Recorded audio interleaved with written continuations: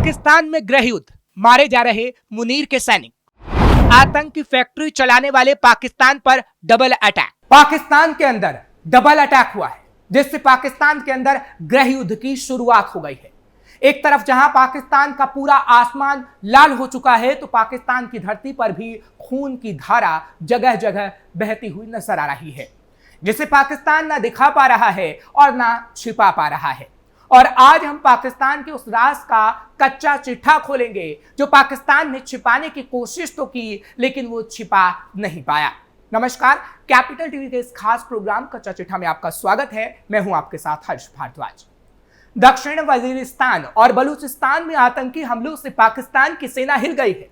तहरीक-ए-तालिबान पाकिस्तान ने गुरुवार रात दक्षिण वजीरिस्तान के शकाई उपमंडल में डांगेट चौकी पर हमला कर 20 पाकिस्तानी सैनिकों को मार डाला। वहीं बलूच विद्रोहियों ने बलूचिस्तान में हमले कर 2 और सैनिकों को मार गिराया। टीटीपी ने दक्षिण वजीरिस्तान के डांगेट चौकी पर कई चरणों में हमला किया। वॉर ऑब्जर्वर की रिपोर्ट के मुताबिक हमले के पहले चरण में लेजर राइफलों से 6 सैनिकों को निशाना बनाया गया। इसके बाद चौकी पर भारी और हल्के हथियारों से हमला हुआ। हमले के बाद मंतोई से भेजी गई सैन्य सहायता पर घात लगाकर अटैक किया गया, जिसमें 2 सैन्य वाहन तबाह हो गए। टीटीपी का दावा है कि पाकिस्तान के 20 सैनिक मार गिराए गए और 5 घायल हुए। 5 राइफलों, एक रॉकेट लॉन्चर, नाइट विजन उपकरण और अन्य सैन्य सामग्री जब्त कर ली गई। टीटीपी ने पुष्टि की है कि उसका एक लड़ाका मारा गया है। पाकिस्तान सेना को बनाया निशाना। रिपोर्ट के मुताबिक टीटीपी प्रवक्ता मोहम्मद खुरासानी ने हमले को जवाबी कार्रवाई बताया। उसका आरोप है कि जैश ए मोहम्मद के बहावलपुर मुख्यालय की जानकारी पाकिस्तानी सेना ने भारत को दी थी। ऑपरेशन सिंदूर के तहत भारत ने यहां हमला किया था, जिसमें जैश ए मोहम्मद प्रमुख मसूद अजहर के 10 परिवार समेत 14 लोग मारे गए थे। खुरासानी ने पाकिस्तान आर्मी को एक प्रोफेशनल किलर भी बताया। उसने कहा कि पाकिस्तानी सेना पश्चिम समर्थक और प्रोफेशनल किलर है। ओसामा बिन लादेन के मारे जाने का भी जिक्र खुरासानी ने किया। बलूचिस्तान में भी हुए हमले। शुक्रवार शाम को बलूच विद्रोहियों ने भी बलूचिस्तान के तुर्बत, क्वेटा और अन्य क्षेत्रों में हमले किए। तुर्बत के डी बलोच क्षेत्र में ग्रेनेड हमले और क्वेटा के हजारगंजी फैजाबाद में सैन्य चौकियों पर हमलों को अंजाम दिया गया।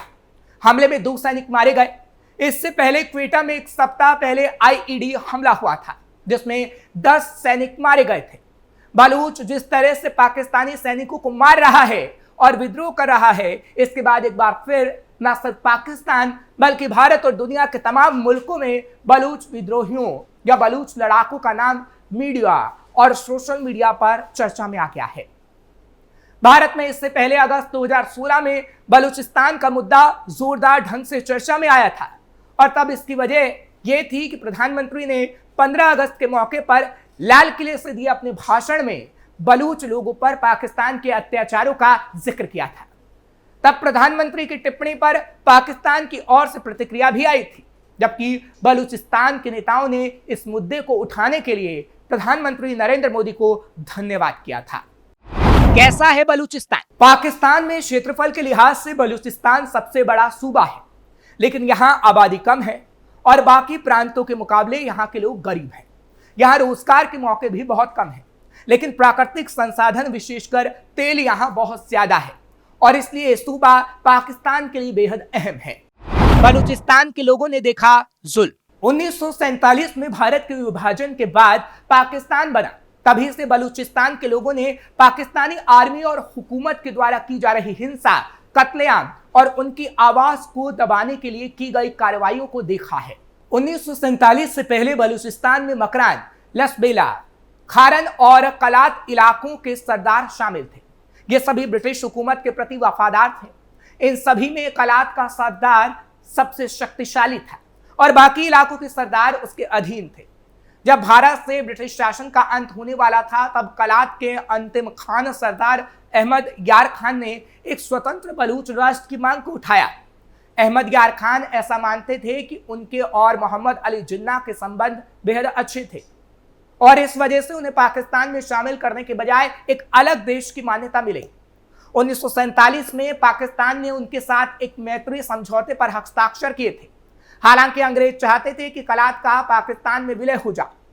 अक्टूबर 1947 में पाकिस्तान ने एक चतुराई भरा खेल खेला और कलात का पाकिस्तान में विलय करने के लिए दबाव बनाना शुरू कर दिया। 17 मार्च 1948 को पाकिस्तान की सरकार ने कलात के 3 इलाकों को अपने साथ शामिल कर लिया। इसी दौरान ऑल इंडिया रेडियो पर यह अफवाह फैलाई गई कि कलात के खान भारत में विलय करना चाहते हैं।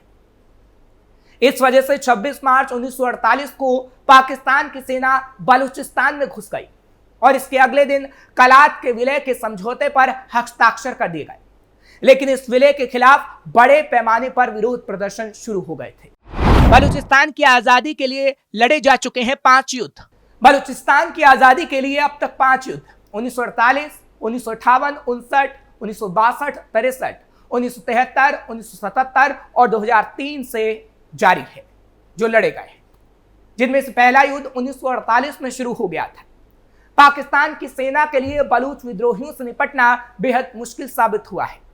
पाकिस्तान की सेना और वहां की हुकूमत ने बलूच विद्रोहियों का निर्दयता से दमन किया है। इस तरह के आरोप अलग बलूचिस्तान की मांग करने वाले लोगों की तरफ से लगाए जाते रहे हैं। पाकिस्तान की आर्मी के लिए मुसीबत बने बलूच विद्रोही। पाकिस्तान की सेना पर बलूचिस्तान के लोगों का अपहरण करने, उन पर अत्याचार करने, मनमानी गिरफ्तारी करने और हत्याओं तक को अंजाम देने के आरोप लगे हैं। इस बारे में कोई सटीक आंकड़ा नहीं कि 1948 से अब तक पाकिस्तान की सेना ने बलूचिस्तान के कितने नागरिकों को मारा है।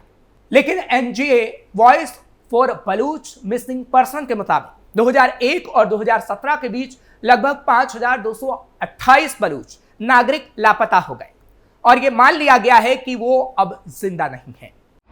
बलूच विद्रोही गुटों ने भी लिया हिंसा का सहारा। पाकिस्तान की सेना की हिंसा के जवाब में बलूचिस्तान की लड़ाई लड़ रहे संगठनों ने भी हिंसा का सहारा लिया। उन पर ऐसा आरोप लगता है कि उन्होंने गैर बलूच लोगों की हत्याएं की हैं और बड़े पैमाने पर मानवाधिकारों का उल्लंघन किया। इस्लामाबाद के NGO Pakistan institute for piece studies की ओर से जारी रिपोर्ट पाकिस्तान सिक्योरिटी रिपोर्ट 2023 में कहा गया, बलूच विद्रोही गुटों मुख्य रूप से बलूच लिबरेशन आर्मी और बलूच लिबरेशन फ्रंट ने 2023 में बलूचिस्तान में 78 हमले किए, जिसमें 86 लोग मारे गए और 137 लोग घायल हुए।